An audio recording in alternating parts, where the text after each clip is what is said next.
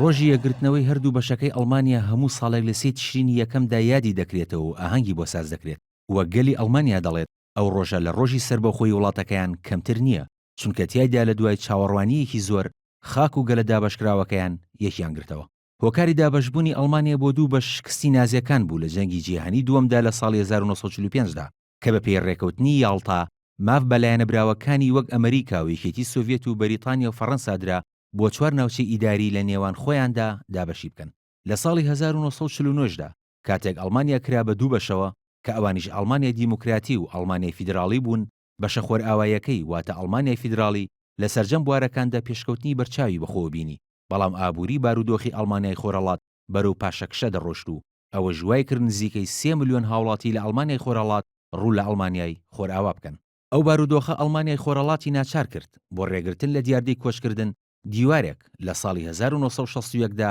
بە درێژایی 155 کیلۆمەتر لە نێوان هەردوو وڵات دروست بکات کە بە ناوەڕاستی شاری بەرلیندا تێپەڕی کردبوو. جەنگی ساردی نێوان ئەمریکا و یەکێتی سۆڤێتیش ڕۆژ لە دوای ڕۆژ پەرەی دەستەند و ئەگەری هەڵگیرسانی جەنگێکی نوێی جیهانی مەترسی لێ دەکرا. بارودۆخەکە بەو شێوەیە مایەوە تا لە 9 تشرینی دووەمی ساڵی 1970دا دیواری بەرلین ڕووخاو لەگەڵ خۆشیدا کۆتایی بە جەنگی سارد هێنا. لە دوای دەستبەرداربوونی ئێرچ هۆنیکەر سەرۆکی ئەڵمانیای خۆرهەڵاتدا دەسەڵات و کۆبوونەوەی دەسەڵاتدارانی هەردوو بەشی ئەڵمانیاش لە 3 تشرینی یەکەمی ساڵی 1990دا لە گۆڕەپانی نۆرنبێرگ تۆر لە ناوەڕاستی شاری بەرلین بە فەرمی یەکگرتنەوەی هەردوو بەشەکەی ئەڵمانیا ڕاگەیەندرا. هەردوو ئەڵمانیاکە کە بڕیاری یەکگرتنەوەیاندا، بڕیارەکە لەو ڕۆژەوە بە تەواوی چووە بواری جێبەجێکردنەوە و خاک و ئیداری ئەو وڵاتە لە ڕووی کردارەوە یەکیان گرتەوە.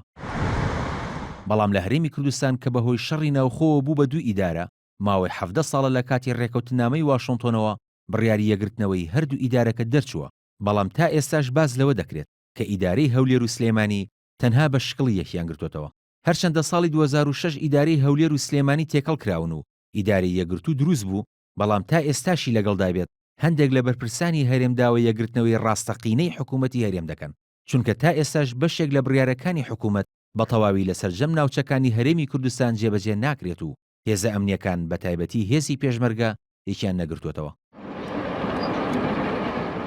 دێگەڵە هاوشێوەی دیواری بەرلین هەرێمی کوردستانی بۆ ساڵانێک کرد بە دوو بەشەوە، هەر بۆیە خەمی گەلی کورد لە گەلی ئەڵمانیای پێش ڕووخانی دیواری بەرلین زیاترە، چونکە ناواقعیە و زلهێزەکانی وەک ئەمریکا و یەکێتی سۆڤێت و بەریتانیا و فەڕەنسا لە پشتیەوە